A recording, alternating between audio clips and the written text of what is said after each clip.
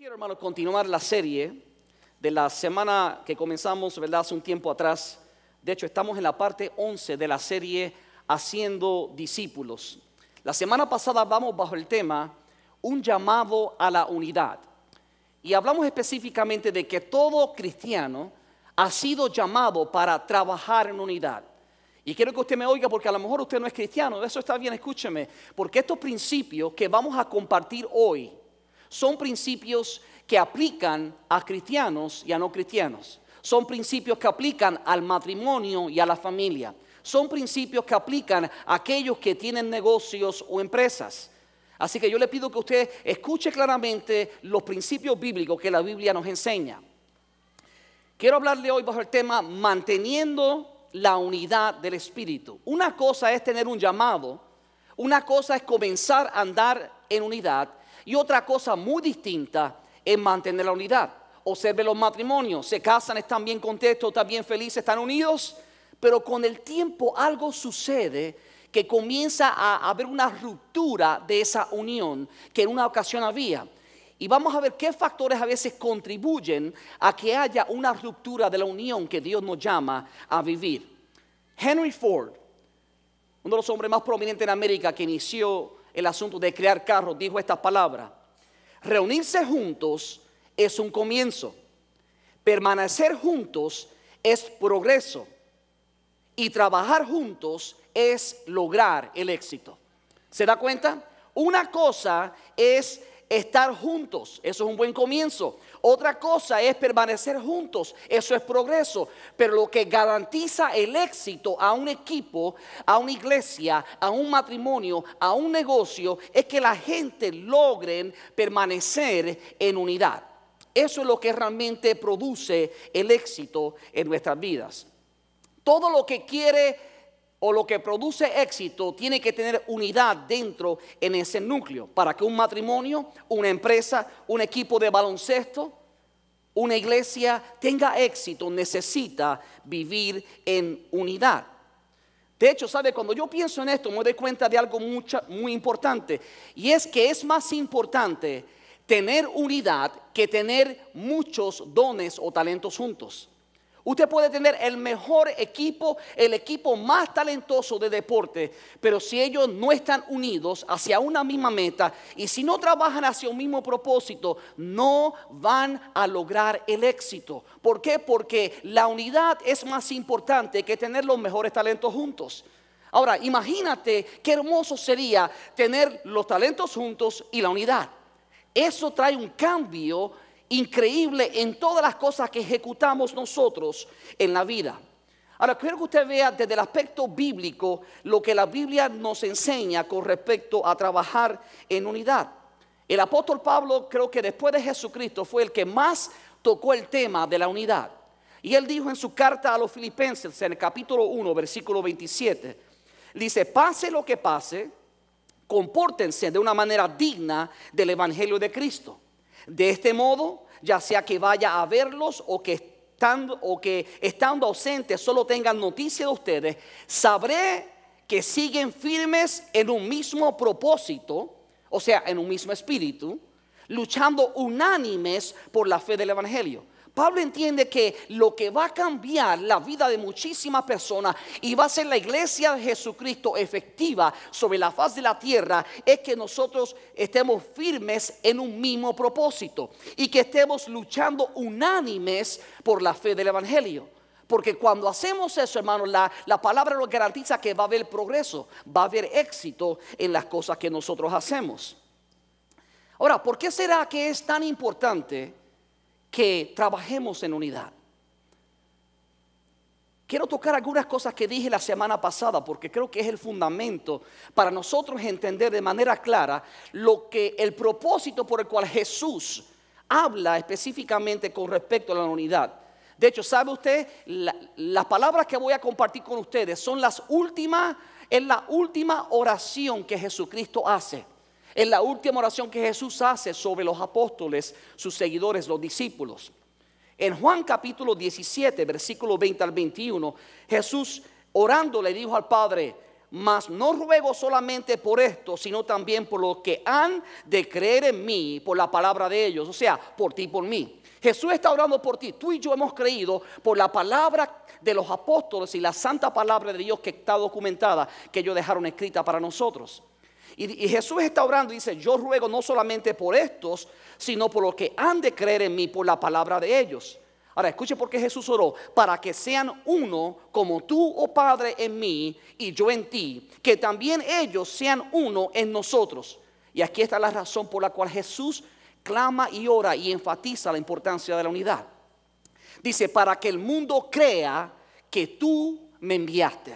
O sea, la forma en la cual tú te conduces con tus hermanos, la forma en la cual tú te conduces con tu familia de la fe cristiana va a determinar muchísimo la forma en la cual la gente cree si Jesucristo es el Hijo de Dios o no lo es.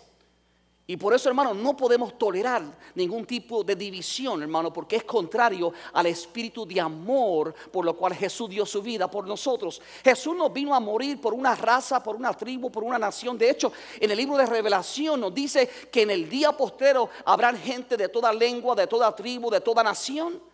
Significa que Jesús vino a morir por la humanidad para que todos los que pongan su fe en Jesucristo y acepten el perdón de pecado por la sangre derramada de Jesús, todos ellos están para vivir en unidad. Pero hoy en día miramos al mundo y vemos una gran calamidad, separación en cuanto a clases sociales. Vemos separación con respecto a hombre y mujer. Vemos separación con respecto a razas. Vemos separación con respecto a religión. Y constantemente, hermano, hay una antagonía y mucha tensión en diferentes partes del mundo porque no se vive en unidad. Ahora, eso es de esperarlo. Lo que Jesús está enfatizando es que aunque en el mundo haya división, en mi iglesia no debe ser así, dijo Jesús. Jesús está enfatizando que nosotros debemos que tener un distintivo tan grande que cuando vivimos de una manera tan singular, con tanta unidad, con tanto amor, el mundo se va a dar cuenta que hay algo muy especial dentro de la iglesia. Y eso es señalando quién es Jesucristo. O sea que la unidad, hermano, hará que el mundo crea que Jesús es el Mesías. Pero también dice Jesucristo que la unidad hará que el mundo conozca que Jesús es el Mesías. Versículos 22 y 23 sigue leyendo de Juan 17. Dice: la gloria que me diste yo les he dado, para que sean uno así como nosotros somos uno. Yo en ellos y tú en mí, para que sean perfectos en unidad. Y aquí está el propósito: para que el mundo conozca que tú me enviaste. Entonces no solamente el mundo va a creer, pero el mundo va a conocer. ¿Cómo es que el mundo va a conocer? Porque va a experimentar una familia que no encuentra en otro lugar. Por eso, hermano, muchas ocasiones nosotros como cristianos nos hemos convertido en la familia funcional de gente que su familia exterior es disfuncional. Y cuando llegan a la casa de Dios pensaban que era imposible vivir en unidad y en armonía, pero ven que hay algo diferente. Y déjame decirte, es el Espíritu Santo de Dios el que produce la capacidad, hermano, de nosotros amar y de aceptarnos de esa manera.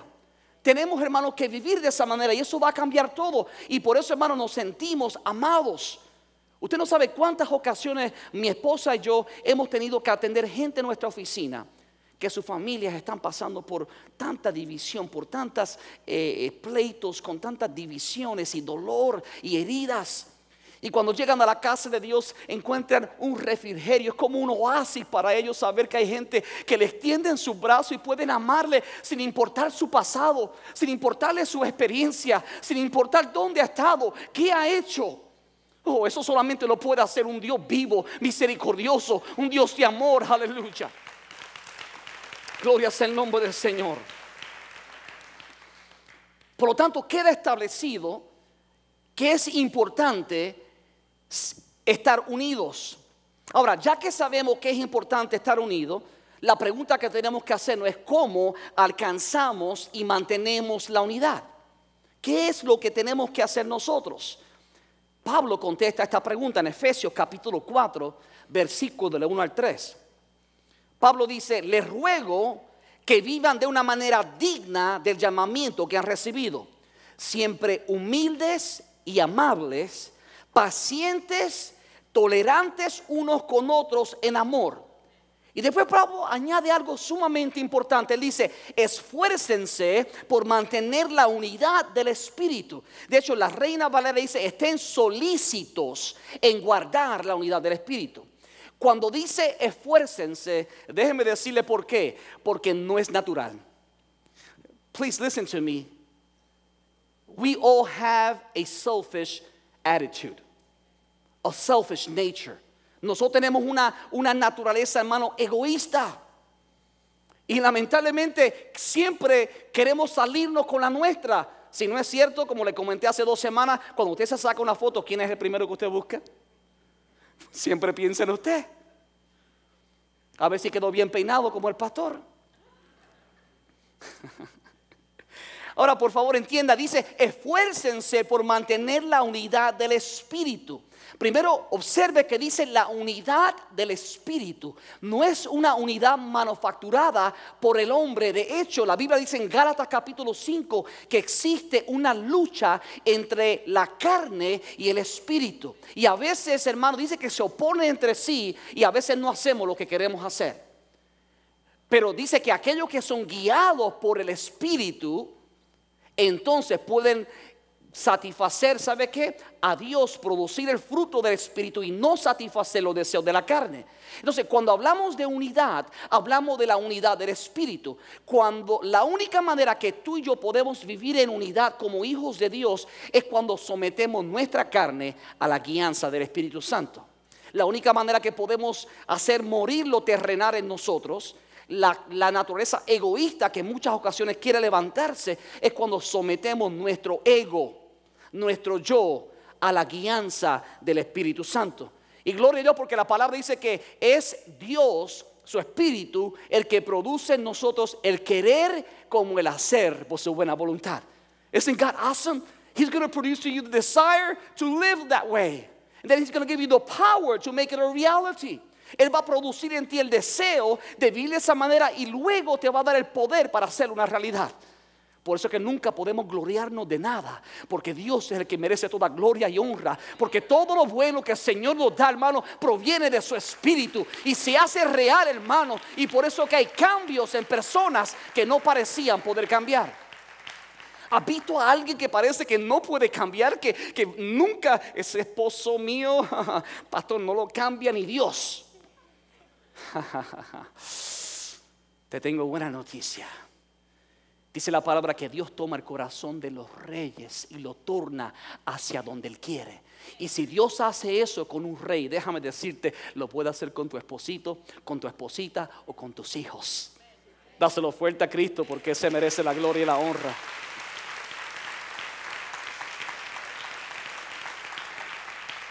Ahora, detengan los aplausos. Porque hasta ahí estaba bueno, porque lo que hace el Espíritu siempre es perfecto. Ahora, escucha algo. Dice, esfuércense. ¿Quién? ¿El Espíritu o tú y yo? Ajá. Es la unidad que produce el Espíritu, pero quien tiene que esforzarse por mantener la unidad del Espíritu somos tú y yo. Ahí es donde viene el reto que nosotros confrontamos. El problema no es que Dios quiere que caminemos en unidad. El problema es que no estamos dispuestos a esforzarnos. No estamos solícitos en guardar la unidad del Espíritu. Y tenemos que nosotros hacer todo lo posible para que se haga una realidad. John Gordon, que es un consultor de negocios y un conocido autor estadounidense que habla sobre los temas de liderazgo y de trabajo en equipo, él dijo estas palabras: la unidad es la diferencia entre un gran equipo y un equipo promedio. Los equipos unidos están conectados y comprometidos el uno con el otro. Son desinteresados en lugar de egoístas. Sin embargo, aquí está el reto. Sin embargo, unir a las personas es difícil debido a que cada uno tiene su agenda personal, su ego y su lucha por obtener el poder. De ahí viene la raíz del problema. Entonces tenemos que lidiar con el ego, tenemos que lidiar con las agendas personales y tenemos que lidiar con el hambre por tener poder y control. Porque cuando luchamos o vamos tras el ego, cuando vamos tras el poder o el control, ese es el momento cuando menospreciamos a otras personas. Es el momento cuando rompemos la unidad del Espíritu. Y por eso tenemos que mirar hacia adentro, hermano. La solución no está afuera, está en ti. Tienes que examinarte para ver si de alguna manera hay agendas personales escondidas que se salen de la visión que Dios nos ha dado. Si de alguna manera el ego se está levantando en ti, o si estás buscando realmente tener poder. ¿Sabe usted que de hecho esa fue la razón por la cual Dios hizo descender a Satanás desde el cielo? Usted dirá, pastor, pero ¿cómo que va a haber desunidad en la iglesia, en los negocios? Pues déjame decirte, de alguna manera se filtró la desunidad en el cielo. Y yo creo que usted vea, porque el principio que aplicó en Satanás también aplica a nosotros. Observa en el libro de Isaías, capítulo 14, versículo 12 al 14, el profeta Isaías narra lo que sucedió siglos antes atrás en el cielo. Isaías 14, 12 dice: ¿cómo caíste del cielo, oh lucero? Refiriéndose a Satanás. Hijo de la mañana, cortado fuiste por tierra. Tú que decías en tu corazón. Y observe dónde nace el problema de la desunión. Es an issue of the heart. Es un asunto del corazón. Ahí está el problema. Satanás estaba diciendo en su corazón. Tú que decías en tu corazón. Y el peligro de esto es, no lo decía verbalmente, lo decía en su corazón. De la abundancia del corazón, dice la palabra, habla la boca. Y a menudo, hermano, no siempre exteriorizamos lo que está en el corazón, pero eventualmente lo que decimos refleja lo que está en el corazón. Y la Biblia afirma que Satanás decía en su corazón: subiré al cielo, en lo alto, junto a las estrellas, levantaré mi trono y en el monte del testimonio me sentaré, decía Satanás. Sobre las alturas de las nubes subiré y seré semejante al Altísimo. Please don't lose sight of this. No pierda de vista esto. ¿Cuántas veces usa el yo? Yo subiré, yo estableceré mi trono, yo me sentaré en tal lugar. Y sí, el egoísmo se levanta y de alguna manera que no podemos explicar, eso fue algo que se manifestó en la vida de Satanás. Y cuando eso sucedió, la palabra declara que Dios decidió hacerlo caer del cielo. O sea, ¿sabe por qué? Porque Dios no va a tolerar desunión en su casa. Oh, this is pretty tough. I know it's not very nice. It feels like we're being tough. But let me tell you something. God is a tough God. Because He protects His glory. Dios es un Dios fuerte porque Dios protege su gloria. Y Dios no permite desunión en el cielo. Y Jesús dijo unas palabras: que se haga tu voluntad en el cielo, así también en la tierra. Y la voluntad de Dios es que haya unidad en la tierra como hay unidad en el cielo. Aleluya, solo fuerte al Señor, aleluya.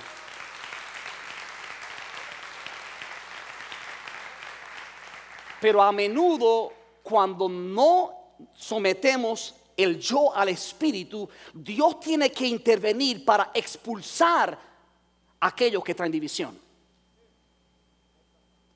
Eso fue lo que Dios hizo. De hecho, la Biblia dice que hubieron una tercera parte de los ángeles, los cuales Satanás contaminó y también fueron echados del cielo. Y se conocieron como ángeles caídos o demonios. Ahora, lo importante aquí es entender que Satanás fue expulsado por su orgullo, su egoísmo y por tratar de levantar su nombre por encima del nombre de Dios. Y Dios tomó cartas en el asunto y lo expulsó. Ahora, voy a ir rápido sobre una historia que a lo mejor usted ha conocido o ha escuchado, pero a lo mejor no ha entendido la enseñanza y el paralelo que hay con la vida de Satanás y con la influencia que a veces él tiene sobre el hombre. Y observa conmigo, es la historia de la Torre de Babel redactada en el libro de Génesis capítulo 11. Versículo 4 de Génesis dice así: y dijeron, vamos, edifiquémonos una ciudad y una torre cuya cúspide llegue al cielo. ¿Le parece algo como que dijo Isaías con respecto a Satanás, que quería hacer su trono a lo sublime en lo alto? Dice, vengan y hagamos, construyamos nosotros, edifiquemos una ciudad y una torre cuya cúspide llegue al cielo, y hagámonos un nombre, por si fuéramos esparcidos sobre la faz de la tierra. De hecho, la nueva versión internacional dice: de ese modo nos haremos famosos y evitaremos ser esparcidos por la tierra. Para que usted entienda el contexto, hermano, porque si no, no lo va a entender. Dios le dio una palabra, un mandato a Noé. Después que el mundo fue destruido con un diluvio, a Noé y a sus descendientes Dios le dio un mandato. Le dijo: multiplicaos, fructificad y llenad la tierra. Pero ahora este grupo de personas decidieron, vieron una llanura y dijeron: no nos vamos a regar, no nos vamos a llenar la tierra, nos vamos a quedar aquí. Vamos a hacer un nombre para nosotros. Vamos a ser reconocidos en medio de las demás creaciones. Y dice la palabra que Dios decidió descender, y no es porque Dios no podía ver, porque Dios es omnisciente, Dios lo ve todo. Eso lo que nos muestra es que Dios está atento a nuestras acciones. Es para que tú y yo lo entendamos. Dios desciende para que tú sepas que Él está en medio de ti y está observando lo que estás haciendo. Y la palabra dice, hermano, que ellos trataron de edificar un nombre. Y lo importante de esto es que cuando nosotros tratamos de hacer un nombre para nosotros mismos, nos vamos a salir del plan y de la voluntad de Dios. You see, you can never go after yourself and your own dreams and fulfill God's will if it's away from His covering. Nunca vas a poder alcanzar realmente tus sueños y agradar a Dios si tu sueño es contrario a la palabra que Dios te ha dado. Tu sueño personal nunca puede contradecir el sueño de Dios.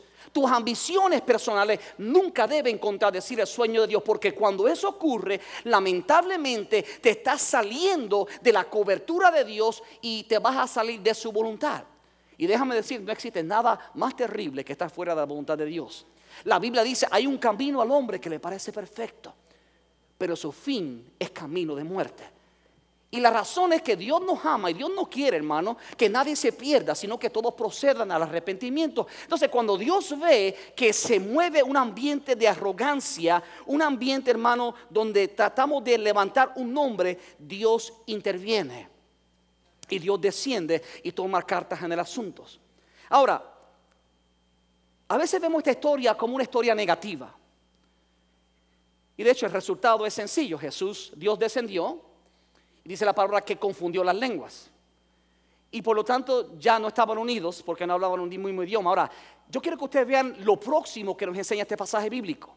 Porque es un principio importante y positivo dentro de una historia negativa. Génesis 11, versículos 5 y 6, sigue leyendo la historia.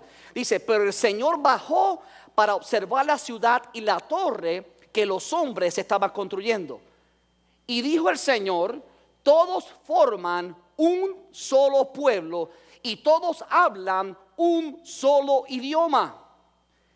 Esto es solo el comienzo de sus obras y todo lo que se propongan lo podrán lograr.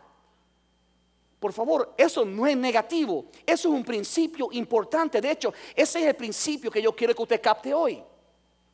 Cuando hablamos de unidad, nosotros tenemos que todos ser un solo pueblo. Ellos comenzaron a construir esa torre y estaban teniendo éxito.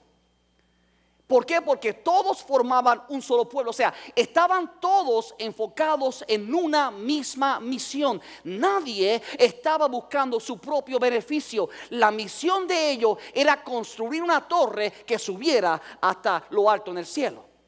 Iban camino a eso y ya estaban teniendo éxito.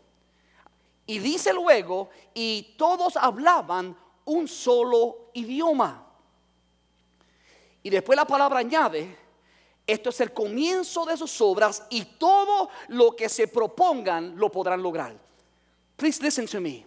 Cuando tú y yo vamos tras lo mismo, cuando tú y yo andamos en un mismo espíritu, cuando tú y yo hablamos un mismo idioma, o sea, estamos en un acuerdo, nuestra comunicación es clara, estamos siguiendo una sola visión. La palabra declara, hermano, que vamos a alcanzar todo lo que nos propongamos. Entonces, ese principio no es malo, es bueno. Lo malo ocurre cuando aplicamos el principio para hacernos un nombre propio.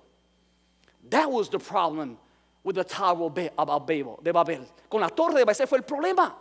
No era que estaban construyendo algo. De hecho, Dios lo estaba alabando porque ellos estaban logrando algo que parecía imposible. El problema ocurría era que ellos estaban desviándose de la perfecta voluntad de Dios, que le dijo: no se acumulen en un sitio, dispérsense, multiplíquense, fructifiquen y llenen toda la tierra. Y como eso era contrario, la actitud de ellos era contraria, Dios descendió del cielo y tuvo que intervenir. Ahora, ve conmigo, hermano, y veamos específicamente lo que Dios hizo. Génesis 11, del 7 al 9, nos muestra que cuando trabajamos en unidad, cuando no trabajamos, perdón, en unidad, hay confusión y somos dispersos. Dice la palabra en versículo 7 de Génesis 11. Será mejor que bajemos a confundir su idioma, para que ya no se entiendan entre ellos mismos.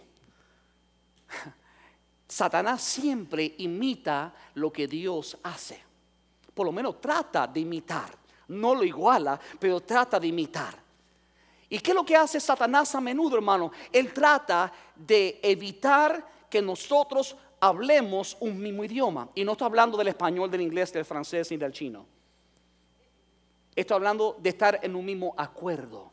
Estoy hablando de estar en un mismo espíritu.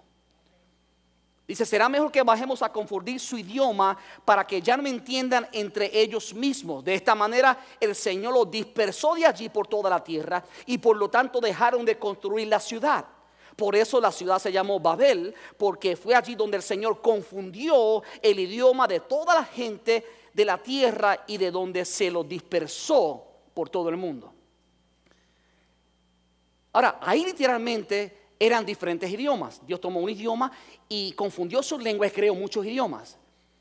Ahora, eso no significa que cuando se habla el mismo idioma estamos unidos, porque no siempre es cierto. Si fuera cierto, ¿por qué los países están divididos que hablan un solo idioma?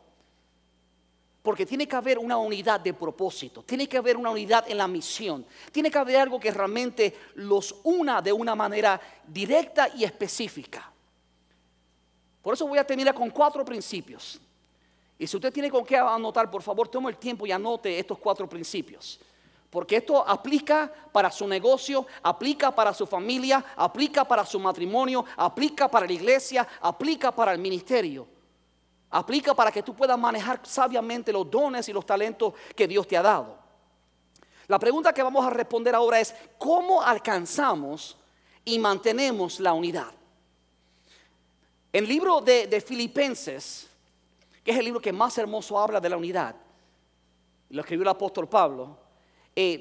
Básicamente Pablo define lo que es la unidad, Pablo explica lo que rompe la unidad, y Pablo nos da los principios para mantener la unidad. O sea, nos da los antídotos para contrarrestar cualquier espíritu de división.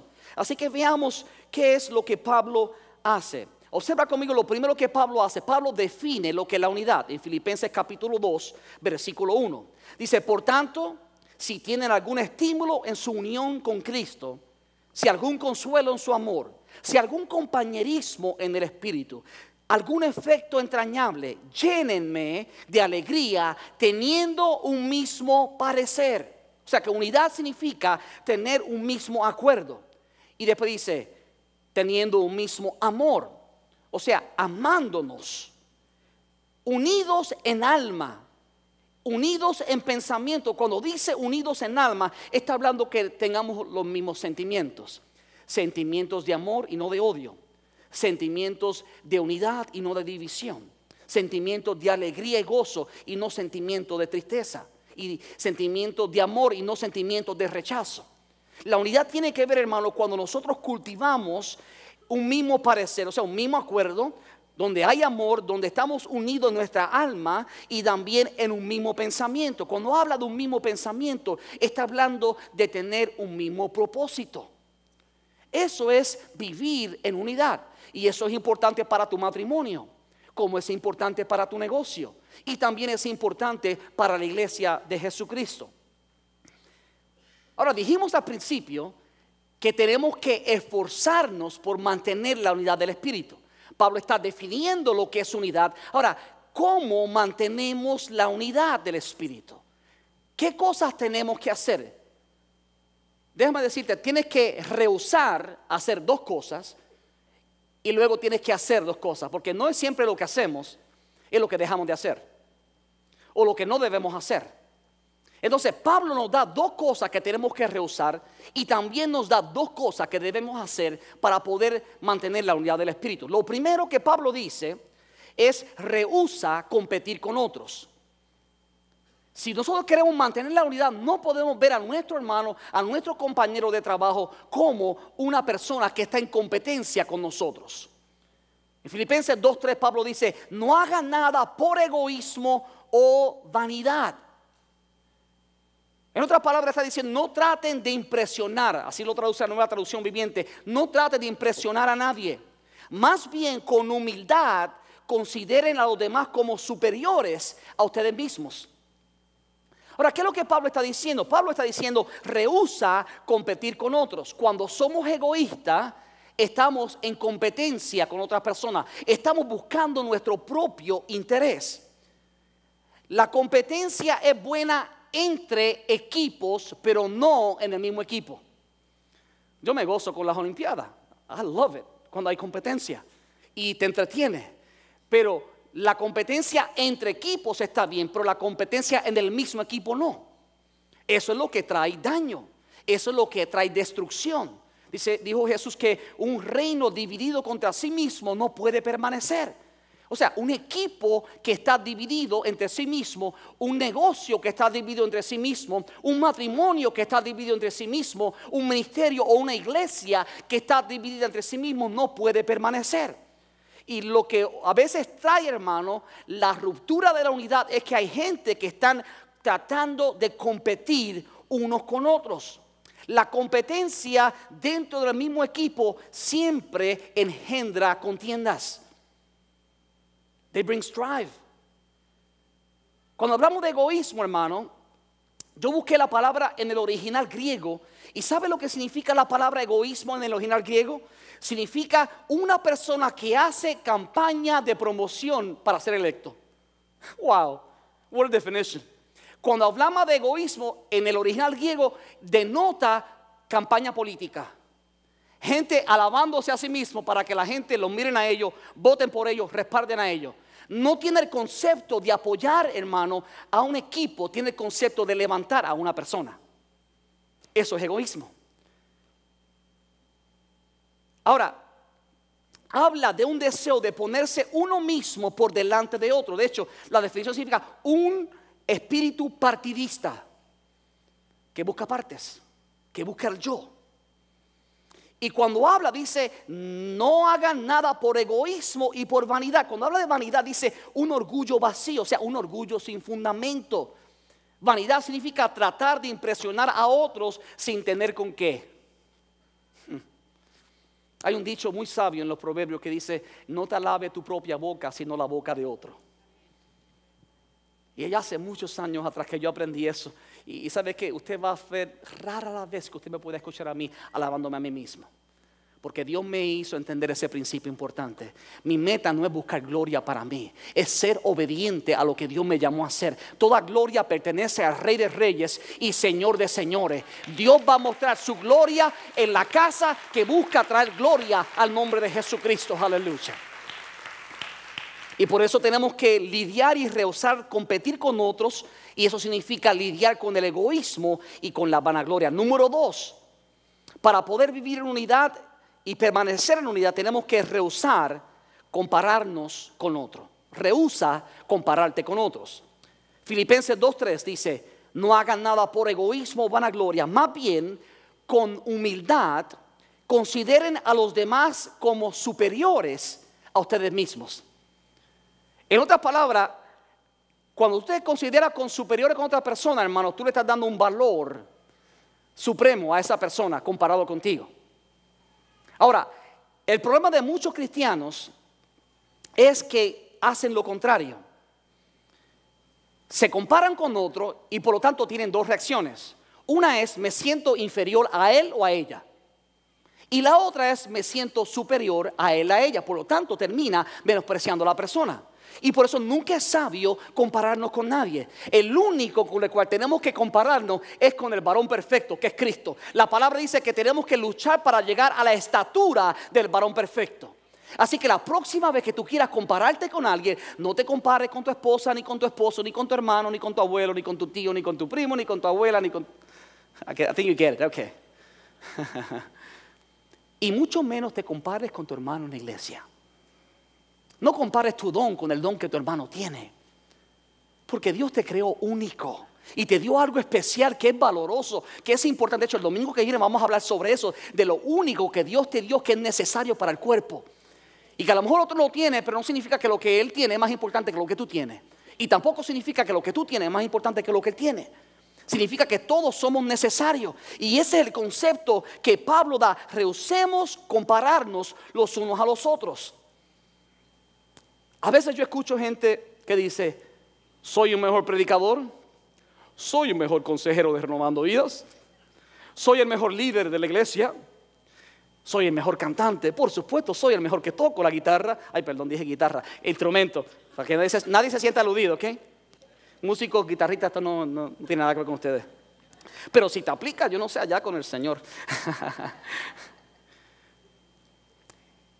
Ustedes me entienden, ¿no? Cuidado cuando te comparas con otras personas. Mire lo que Dios me enseñó hace años atrás. Dios me enseñó que yo nunca tratara de ser mejor que nadie. Dios me dijo una ocasión: be the best you can be. Sé lo mejor que tú puedes ser. No sé mejor que otra persona, conviértete en lo mejor que tú puedes ser. Eso sí vale. Eso es lo que cambia todo. Y cuando tú tienes ese concepto de no superar a alguien, sino superarte a ti mismo, entonces caminas en unidad. Y todo va a marchar de acuerdo a la perfecta voluntad de Dios. Hay una palabra ahí que si no tenemos cuidado la perdemos. Cuando dice considérense a los demás como superiores a ustedes mismos, hay dos palabras donde dice con qué, con humildad. Con humildad considérense a los demás como superiores a ustedes mismos. Cuando dice humildad, la humildad no es pensar menos de ti mismo, sino pensar menos en ti mismo. No es que tú tengas un concepto inferior, que tu autoestima esté baja. Eso no es humildad, no es pensar menos de ti mismo, sino pensar menos en ti mismo y más en los demás. Eso es humildad, cuando podemos pensar de esa manera. Ahora, no es suficiente con rehusar hacer ciertas cosas. Tenemos también que accionar y tomar cartas en el asunto y hacer ciertas cosas. No solamente rehusar hacer ciertas cosas, pero tenemos que intencionalmente hacer ciertas cosas si queremos promover la unidad. Y este es el tercer punto. Trabaja por los intereses de otros. Pablo sigue escribiendo en Filipenses 2:4, dice: cada uno de ustedes debe velar no solo por sus propios intereses, sino también por los intereses de los demás. ¿Te das cuenta? Cuando nosotros vivimos bajo este principio de trabajar por los intereses de otros, de hecho se dio cuenta que cada uno de estos 4 puntos termina con otros. Porque lo que contrarresta, hermano, el egoísmo es poner la vista en otros. Por eso cada frase termina con otros. ¿Por qué? Porque la única manera de contrarrestar el egoísmo y promover la unidad es cuando quitamos la vista de nosotros, del yo, y la enfocamos en otros. Por eso Pablo dice: cada uno debe velar no solo por sus propios intereses. Y hago un alto aquí. Dice no solo. O sea, Pablo no está diciendo que ignores tus intereses. Pablo no está diciendo que lo pases por alto, que te enfoques en otro y te olvides de ti, de tu casa, de tu negocio. No, Pablo no está diciendo eso. Pablo dice que nosotros como hijos de Dios, si queremos preservar la unidad, cada uno debe velar no solo por sus propios intereses, sino también por los intereses de los demás. Entonces Pablo dice: por supuesto, vela por tus intereses. Eso es ser sabio, eso es ser responsable. Ahora, no solamente veles por tus intereses. El problema de la división ocurre cuando nuestro enfoque es absoluto y total en nuestros intereses e ignoramos los intereses de los demás. Déjenme decirle, hermano, nuestro viaje a Guinea Ecuatorial y el viaje a Marruecos y otros lugares que hemos ido no es velando por mis intereses, de hecho, muchos sacrificios para llegar a tierras tan lejanas, es velando por los intereses de otra persona. Y por eso es lo hermoso de participar en misiones y de dar para misiones y de ir a viajes misioneros, porque quita el enfoque de nosotros y lo enfoca hacia otros. Nos extirpa el egoísmo con el cual luchamos constantemente y reenfoca nuestra visión a lo importante que promueve la unidad. Velar por los intereses y trabajar por los intereses de otra persona. Cuando habla de velar por los intereses de otra persona, significa dirigir la atención hacia otra persona y trabajar a su favor. No es velar, que estoy velando su interés. ¿Qué estás haciendo? ¿Qué estás trabajando por el interés de esa persona? Y cuarto, y con esto voy a terminar. Hasta ahora hemos dicho que si queremos alcanzar y mantener la unidad, tenemos que rehusar competir con otros, rehusar compararnos con otros. Y tercero, trabajar por los intereses de los demás. Y por último, número 4, tenemos que adoptar la actitud de servir a otros. Tienes que adoptar la actitud de servir a otros. Pablo continúa escribiendo a los filipenses, en el versículo 5 al 7 de Filipenses 2, él dice: la actitud de ustedes debe ser la de Cristo Jesús.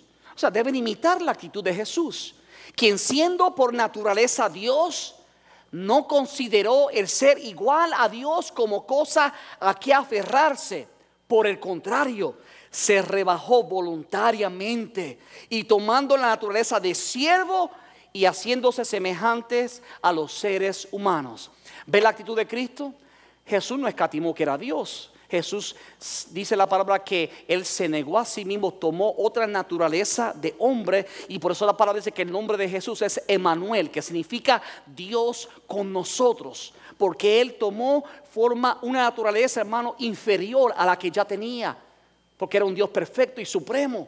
Y tomó una naturaleza de humano. Y no solamente tomó naturaleza de humano, sino la palabra declara que tomó la actitud de un siervo. Si queremos nosotros promover la unidad, hermano, tenemos que tener la actitud que hubo en Cristo, la actitud de un siervo. De hecho, ¿sabe que la palabra original para siervo es slave, es esclavo? Jesús tomó una actitud de un esclavo. Cuando Jesús vino a la tierra, Él siempre vino absolutamente enfocado a hacer la voluntad de su Padre. Y por eso usted ve que Jesús no resalta ni exalta su naturaleza divina. En muy pocas ocasiones lo hace. ¿Por qué? Porque su misión no era buscar gloria para Él, era traer gloria al Padre. Su misión era dar a conocer al Padre. Y si tú y yo queremos, hermano, contestar esta oración que Jesús hizo, si queremos ser parte de la contestación del clamor que Jesús hizo al Padre, que nosotros fuéramos uno como Él y el Padre son uno, entonces tenemos que aplicar estos 4 principios. Ahora, no se trata, hermano, solo de tener una actitud de servicio, sino una actitud de servir con humildad. Porque por favor, escucha, hay mucha gente que sirven, pero como dice el americano, their attitude stinks. Entonces no se trata de que sirvamos, se trata de que sirvamos con la actitud humilde, con la actitud de unidad, con la actitud de amor, con la actitud que quiere levantar, con la actitud que trata a otros como superiores a sí mismo. Cuando hacemos eso, vamos a no solamente a encontrar la unidad, pero vamos a mantener la unidad del Espíritu. Esa es nuestra parte. Así que, ¿cuáles son los puntos de acción? La palabra dice que no seamos oidores de la palabra, sino hacedores de la misma. La bendición no reside en conocer la verdad, sino en practicarla. Por lo tanto, aquí le van los 4 puntos. Resumiendo el mensaje, si nosotros queremos alcanzar y mantener la unidad, tenemos que rehusar competir con otros, rehusar compararnos con otros, trabajar por los intereses de otros y adoptar la actitud de siervos hacia otros. ¿Tú quieres tener un matrimonio unido? ¿Quieres tener un negocio unido? ¿Quieres tener una familia unida? ¿Quieres tener un ministerio unido? ¿Quieres tener una iglesia unida? Entonces tienes que aprender a esforzarte por guardar la unidad del Espíritu.